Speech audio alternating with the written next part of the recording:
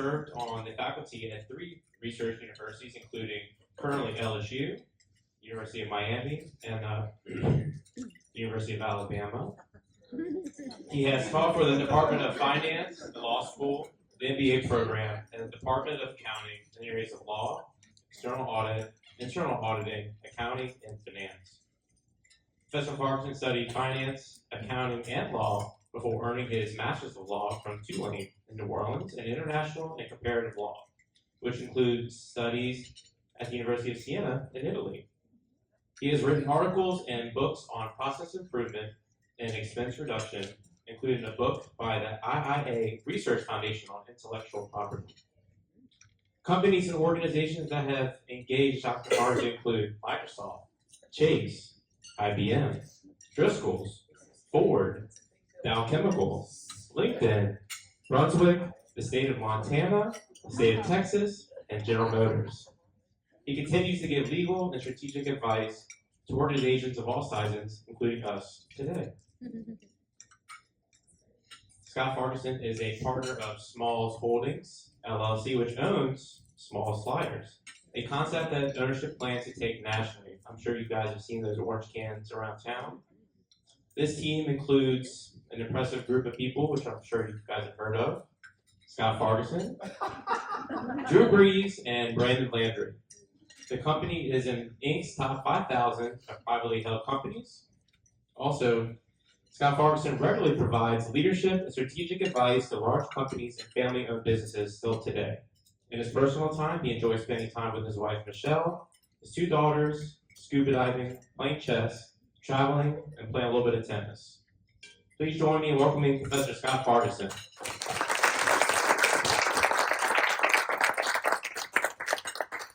You forgot to mention our friendship.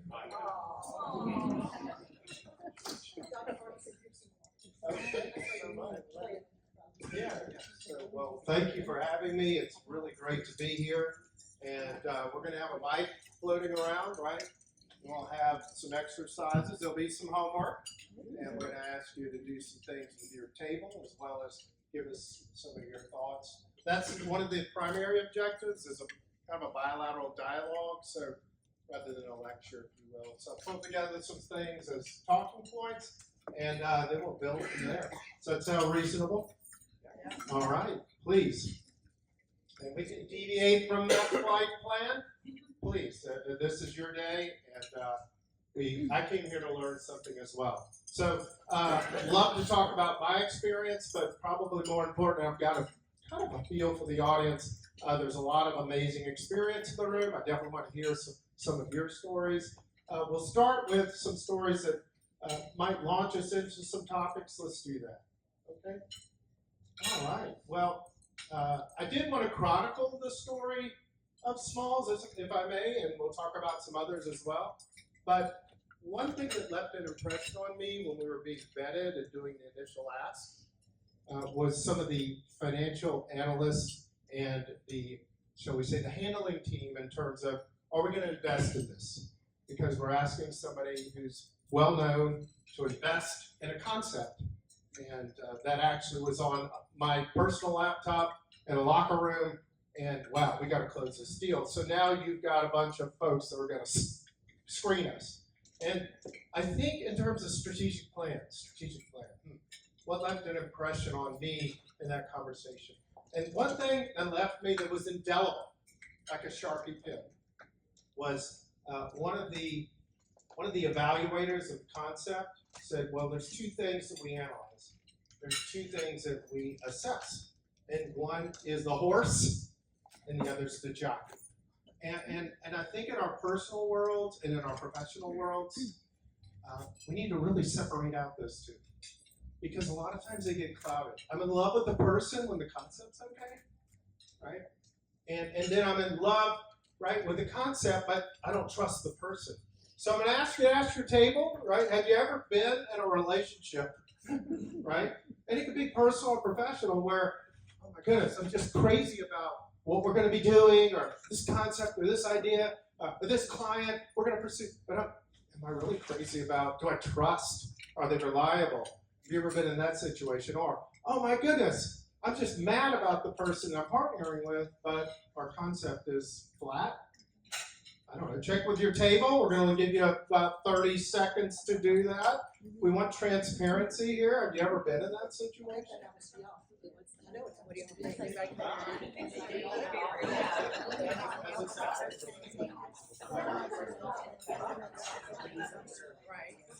Can you share it?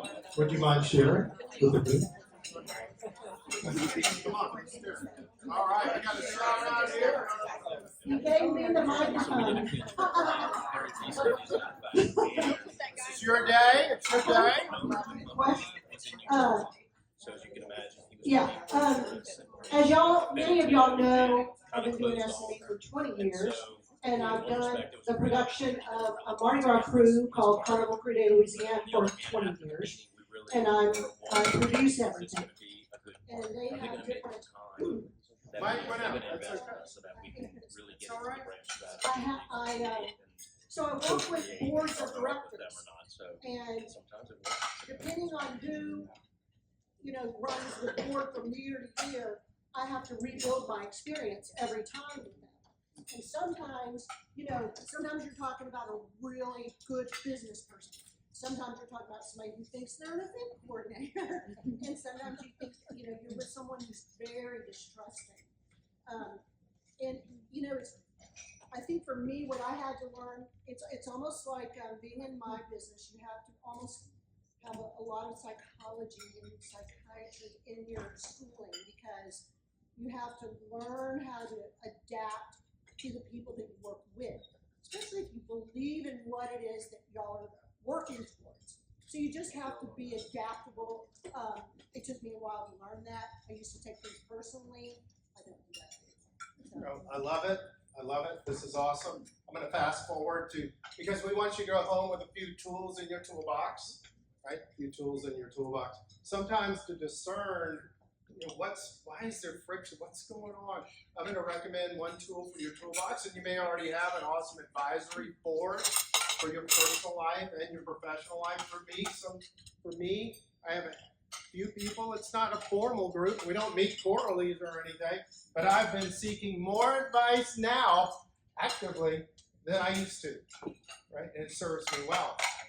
And I've gotten granular. Would you mind reading this email? I'm having trouble interpreting. Well, you're reading it the wrong way. Has anybody ever had that experience where somebody's removed you from the cliff of a bad decision or response?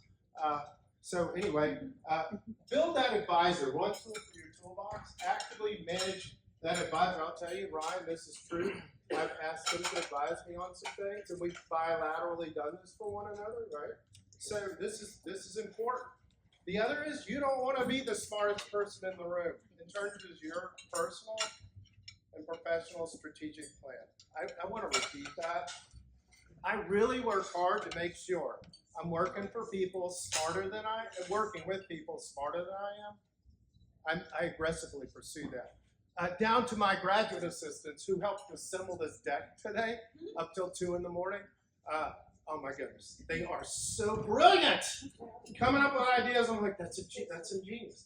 So that said, those are 2 tools for your toolbox. Perpetually getting advice, right, in the strategic planning, and also surrounding yourself with intellectual giants. Put that down in your quiver. Put that arrow in your quiver. Make sure you're not the smartest person. Okay, so there's 2 parts, and what are they? I mean, the concept. Now I'm getting better at this. Is it worth my time? Does anybody chase paper clips? Am I the only person? Come on, anybody shout out? I mean, I just spent a lot of time making no money. Yes, please. Have you been there? Oh my goodness. I have been down that road way too many times. Yes, please, share it. You're on. For 20 more minutes. Well, I do promotional items, so I'm constantly trying to find. I don't think it's. I'm always trying to be the lowest costing one to make that sale, and obviously there's 4 over that kills us because we're just local. I mean, we're franchised, but we have thousands and thousands of stores, but pour over tells us all the time. So trying to always be the lowest cost and then running after that customer for months and months and months and months, and then being dropped by a big giant internet face. I'm sorry about the mic, It's really okay. it's the way we're talking into it, but I really don't. There we go. We're back. I think I Make this work. So the list on the left is illustrative. It's illustrative. Scalability, high margin. I'm trying to move to a world that's low volume and extremely high margin. Like if you want to make $8,000-9,000, I'm not interested. 10, 15,000. Yeah, I mean, let's roll. Let's roll. I want high margin and very low volume. Actually, I mean, I want to probably be personally at 70% capacity. One of the best TED Talks I ever heard was from an emergency room physician who said, if you're always in an emergency, you're a fool, you know? And I thought, that's deep. Like, you should be in an emergency maybe 2% of your time, maybe. Oh, yeah. And I suffer from that. I don't know if anybody else does, but I do. Busy. Mistake. You know, that's just a mistake. So I'm trying to, more personal time, right? Not shy of my faith, more faith time, more time, right? To just pull back, stay at 30,000 feet. So that's part of your personal strategy. And then who am I working with?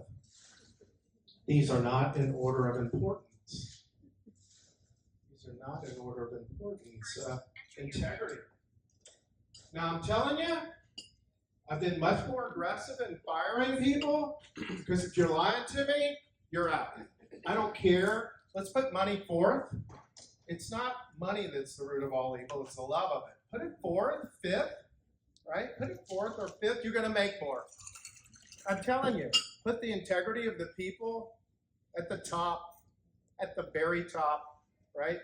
Everybody asks, what's the best contract? Actually, I would rather an honest, reliable, competent person over a well-written contract any day. Any day. I love competent people that are passionate. You had a comment. I feel a comment coming out of here. Please. So just looking at your list, there we go, looking at your list. And it may fall under style and approach, but the passion and the emotional commitment of that person, because that will set you up for success or failure if you don't find that right person or that person that appears in that relationship, because it's not going to happen. The contract won't get signed, the boss, your people won't be happy, their people won't be happy, and I just can't. I've experienced it so many times over the years. I really like that. Look, accessibility. I want to make sure that you're going to be there, right? You read my bio, some of these power names, I'll tell you one thing, they're on time or not early, right? And they're reliable. They'll be there. They will be there. Now that shocked me. That has shocked me, right? So if you're on time, you're late. Be early, build the relationships, right? Over 1,000 presentations. My wife will tell you, I was a nervous wreck. This is true, right? I'm not supposed to admit that. I am. It's true. Because I got a lot of experience in the room, right? But the thing is, I meet people, make you feel warm and welcome, and okay, I can manage this, right? So accessibility is huge. What's your style? Right? Are you lit up about what we're gonna do, right? You know what I'm saying? Yeah, I guess so. We'll meet. Now look, I've rehearsed this with 5 people. Right? Oh my goodness, my sweet mate, love this guy. He said, well, okay, I'm vetting the horse, I'm vetting the jockey. This is like something I've never heard before.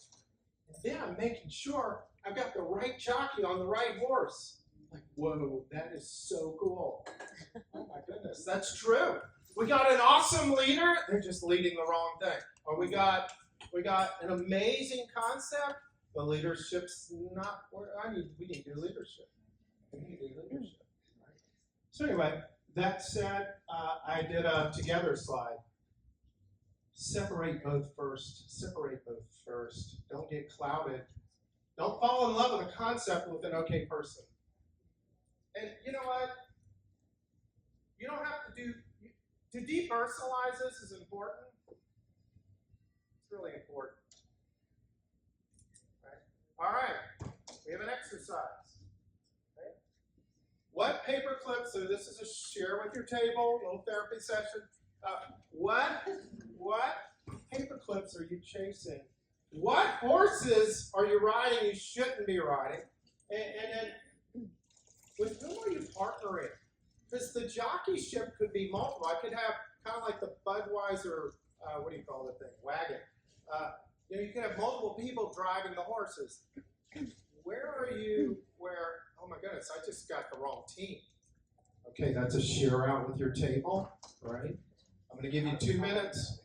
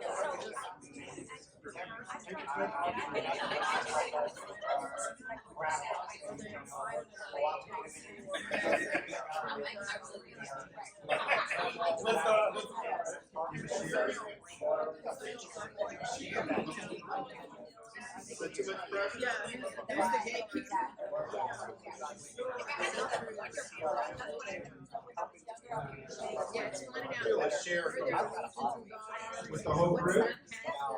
I love it. I love it. We got a share here. Come on. Come on.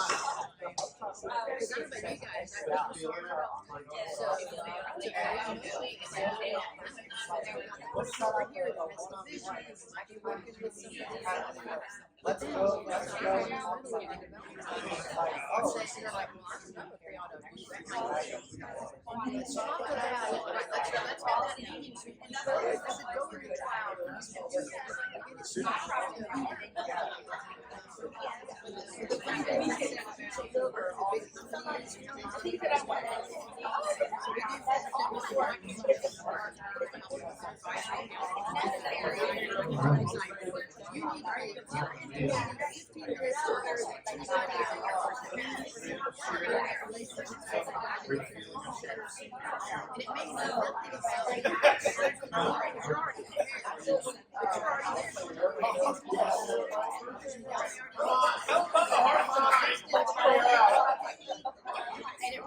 Don't be so much fun.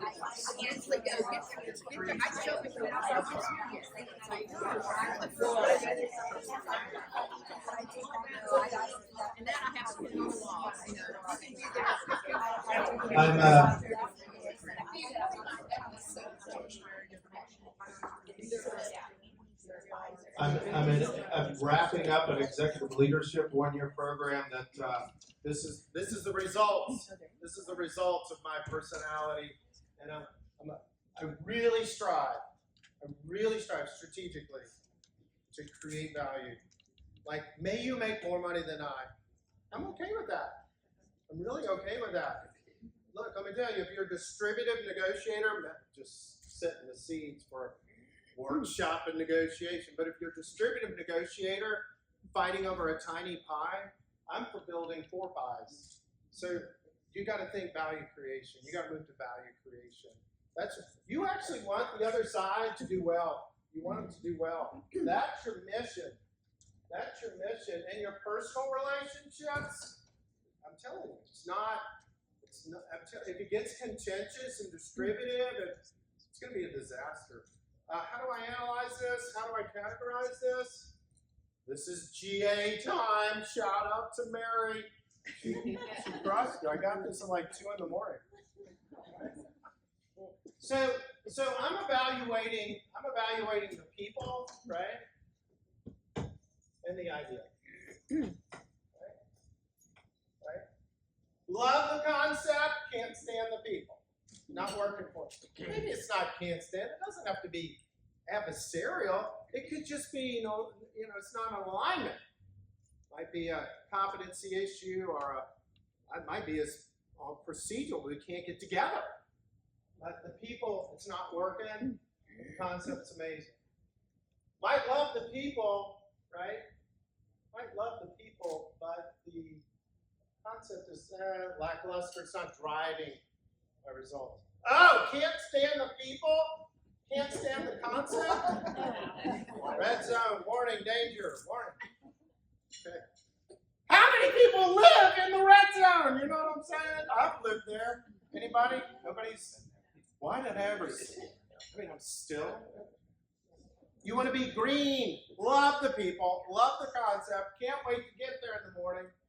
This is true. Do not tell my boss. But the decision to leave where I was, it's like yesterday that my parents set me free. Because I went, I thought they'd be so disappointed. Oh, I hate what I'm doing! You know what I'm saying? They're like, well, go do what you want to do. So I left for Alabama, took a full-time position at the business school there.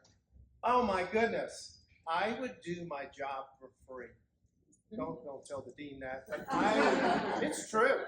I love it! Because I'm around a lot of smart people. I'm around a lot of smart people. And it's a joy. And they get smarter and smarter. The concept's right, the people are right, boom. How do I know I'm working in the right place? I tell them. If you would do it uncompensated, you know you're home. You know you're home. Anybody give me a shout out on that? Shout out. And if you're like, all right. Of course you want to do well. That's okay. That's okay. All right. That's okay, man. Welcome. Okay, building stalls. Here was the mapping, and that's an arrow. I don't know why the silhouette's not showing up, but it's a beautiful arrow. The goal was to build the flagship. The goal was to then build, right? Currently build out a franchising program. Then to start selling territories, build out units in Baton Rouge, grow nationally, grow in traditional markets, grow in non-traditional markets. And I can remember going up to North Carolina for the group, going to a fabricator up there, and where was Davidson? Right outside of Charlotte, and going over there, and boom, here we go, some original renderings. I want you to remember this rendering. I want you to remember the rendering because it's important. It's pretty crude. It's important. Original. Oh, please. That top left logo.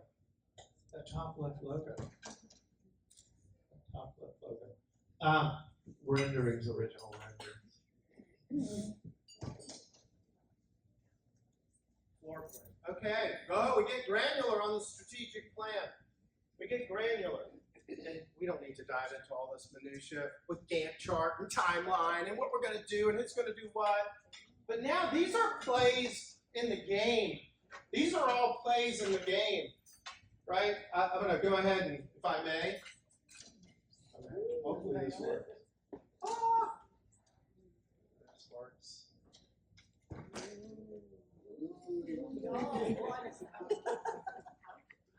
Love it. All right. What you want to do, right, as you're strategically planning and you're optimizing your network of people and who's going to do what, and who's going to be focal points in what group, pull back, periodically pull back. Are we actually doing the right thing? Because the one thing about the strategic plan is it's going to change, it's going to modify. That's why I asked you to look at the first diagram. Because what we have is not what was in the first diagram. It wasn't the same. I'm going to go ahead and pull up the next cue card here, if I may, is the types of ways to frame this, right? And one of the biggest framing techniques I love to do is aspirational. We're going to be the best. We're going to be global. We're going to be recognizable. And I know in the marketing space that aspirational piece, right? How do you brand it? How do you shape it? It's also internal as well. I'm a big aspirational builder, and I love to do it bilaterally. If you're a unilateral aspirational builder, in other words, have the team aggregate and congregate to build the beacon of where we're going. What's the best plan? That's your advisors, right? And that's also the team collaborating to build it out. But all this minutia getting executed as part of the strategic plan pales in comparison to picking the right horse and the right people. And you might, in each micro level, you're going to build that out. We're going to take a look at the menu, which is not our menu today. It's not. It's not. It's not. Wait, here's the food truck. This was conceptual. This was conceptual. We're going to have a food truck. We're going to go to people with the food truck.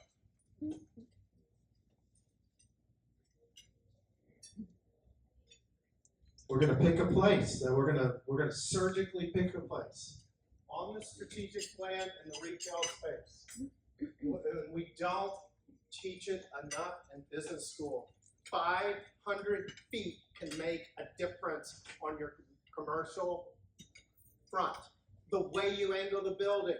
My goodness, if we just turned it 400, does anybody know what I'm talking about? We don't teach the granular surgical nuance of correctly selecting and placing the building, the storefront. There's a heavy marketing piece there. How are we going to, right? How are we going to not only pick the site, but also dress it up correctly and showcase it? So I underappreciated that. To be honest with you, I was completely naive at the skill set of the people doing this. But I'm going to work backwards. That's not where our building is located. And this is not our logo. That was the closing slide on our fundraising. And then we launched, we threw some orange sand, and this is the building. I take you back to the original drawing. This is one of the prototype buildings, and it's still being modified. And the third tool of your toolbox is your strategic plan is organic. It's going to change. It's not a stagnant, we're done with our strategic plan. No, it's not. You're not. It's kind of like exercising, which I'm reminded we got to go. We got to go and do the elliptical. Okay, I'm in.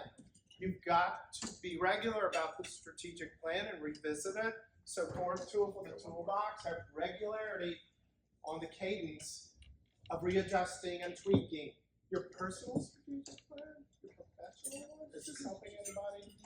Sharon? Yeah. People are just hungry. Thoughts? Thoughts on this? I thought strategic planning was one and done. That's the honest truth. I'm being transparent with you. Only a fool thinks that. So, fourth tool for the toolbox is things are going to change. Things are going to change. And the van doesn't look like, love this thing. We just launched the can van. They won't let me drive it. No, not even in the parking lot. But this is what's going to show up. Can you see this at the Super Bowl? That kind of thing, right? Go big or go home, even though it's small.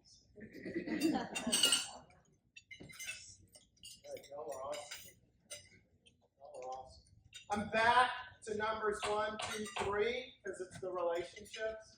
Brandon came and spoke to our class last week. Right? It was really powerful. I mean, this guy is growing an empire with multiple different offerings.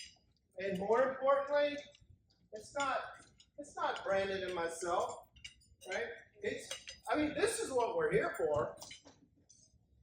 This is what we're here for. When I texted him, would you come speak to the class? You know what? I got a response within 90 seconds because they want to be back to campus. They want to be part of the learning experience. There's nothing more invigorating. Do you know what I'm talking about? Is anybody with me? We're having a party, man. Hang on just. Well, I'm done. Right. Go ahead. So where did smalls come from? Right, you hear the change, one love, you know, Peace had that vision of chicken strips only. Where did smalls come from? I can't help but think of, what was it, Burger Track, it was the drive-through. There's a movie. Racetrack. There's a movie called Sandlot, Yeah. and there's a one line, "You're killing me."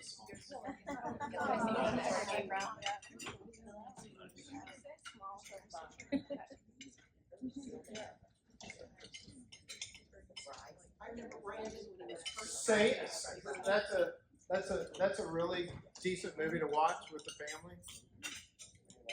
All right, we're gonna hear from you. We're gonna hear from you, but where's that other mic?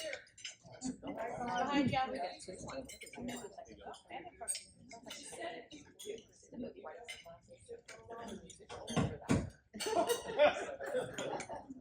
All right, we're gonna get some input from y'all to earn your dessert. Don't start snacking on that dessert until you share it. You know what I'm talking about. We'll get some thoughts from you, and we're not done.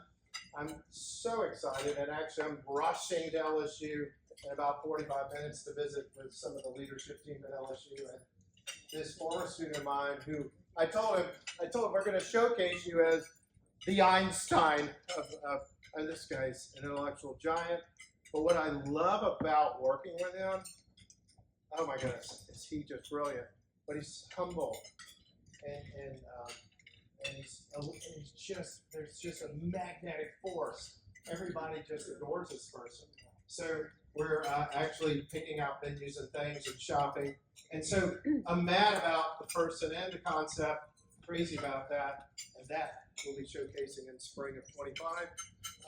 Let's get some stories from you, because I want to hear what's going on in your world.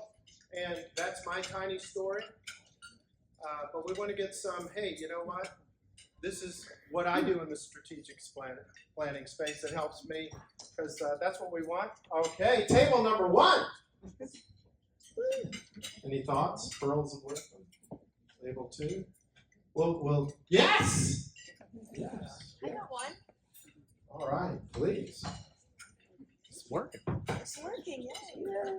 Well, thank you. This has been incredible. I actually just recently launched something new that I'm convinced will have global impact. I want to scale it to be a multi-million-dollar company.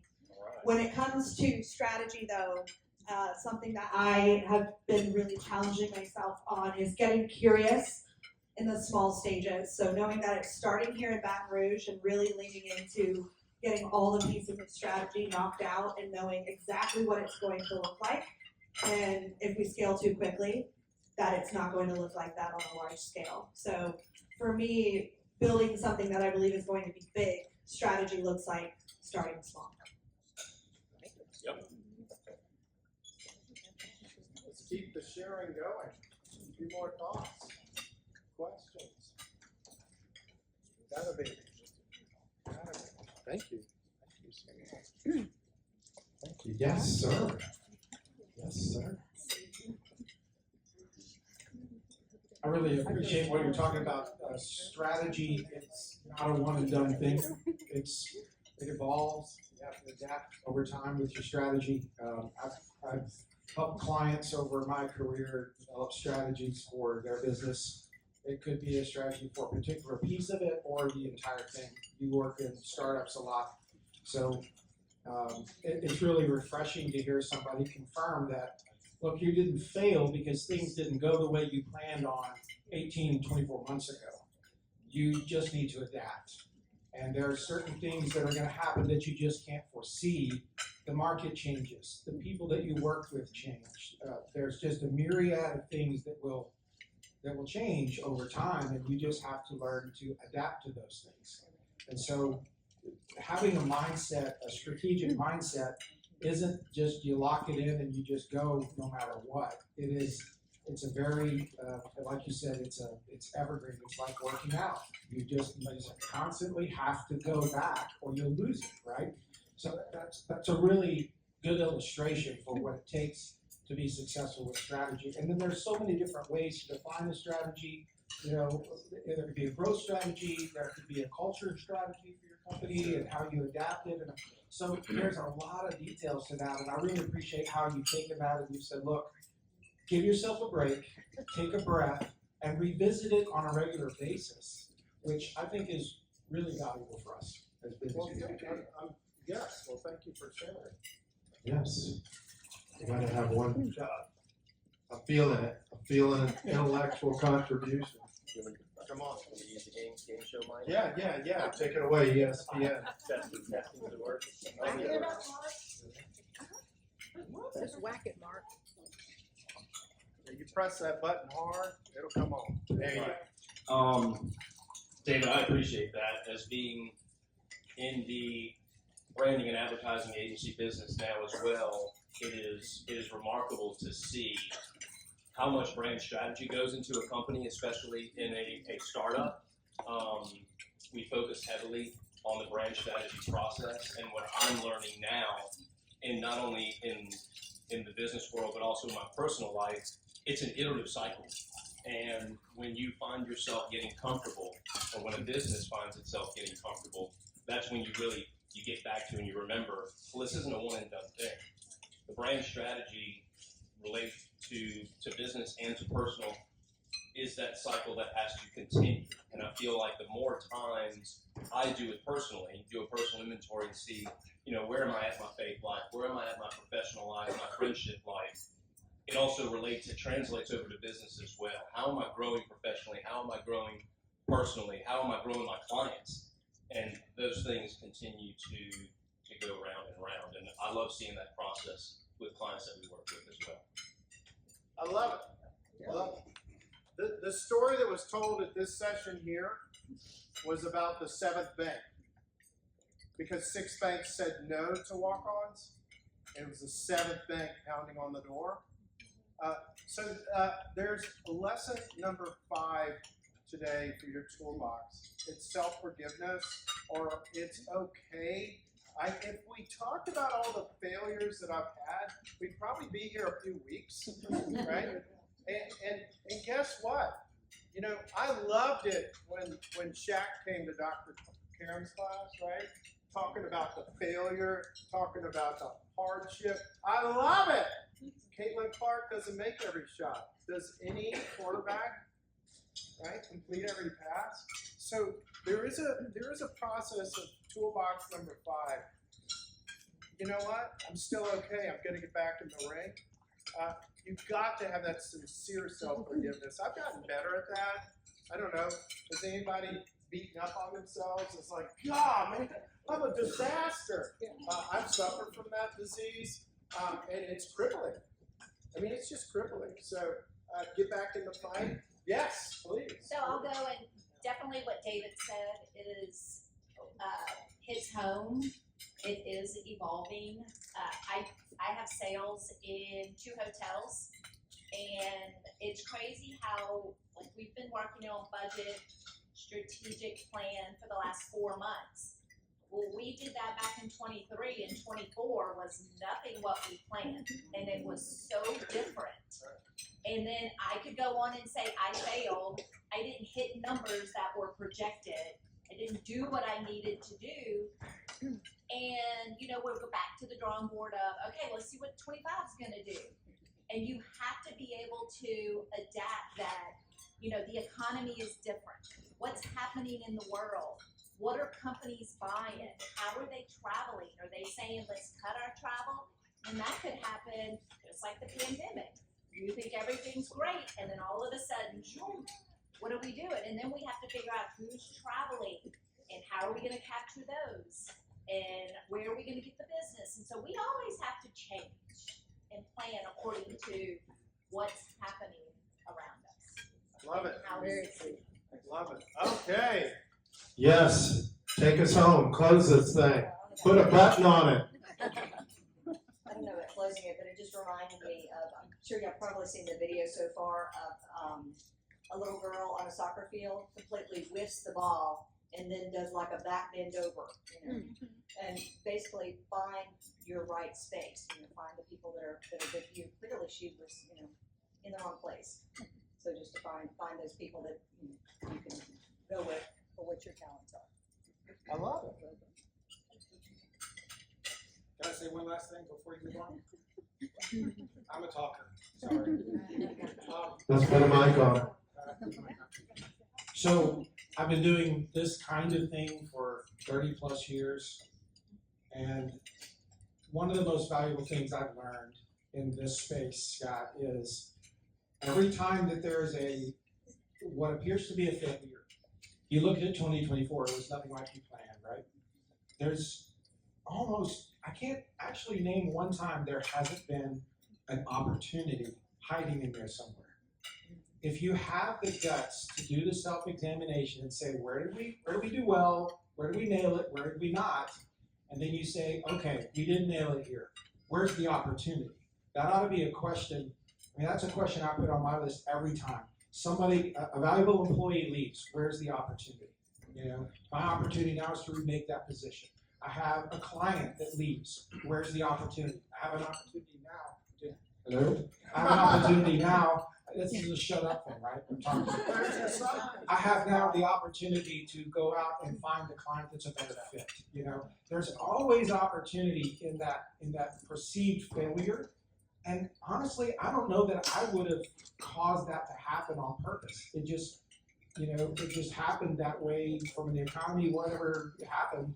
And just asking the question, where's the opportunity? Not just where did I go wrong, but how will this help me? That's huge. No. Well, speaking of opportunity, I'm going to take this opportunity and be sure to thank all of your leadership here for putting this together. Michelle and Sarah also in the back. There's a lot of behind-the-scenes work, right? There's a lot of behind-the-scenes work that LSU does. So be sure to thank our Connected Executive Education with respect to that. Mark, thank you for sending me the email, right? And Aaron calming me down. And my partner of 24 years here who listened to the presentation yet one more time, right? Okay, I think it's going to be okay. Really appreciate you and my friend here who introduced me. Thanks for the opportunity. We continue the journey, and you've earned your dessert, so you may partake. Thank you.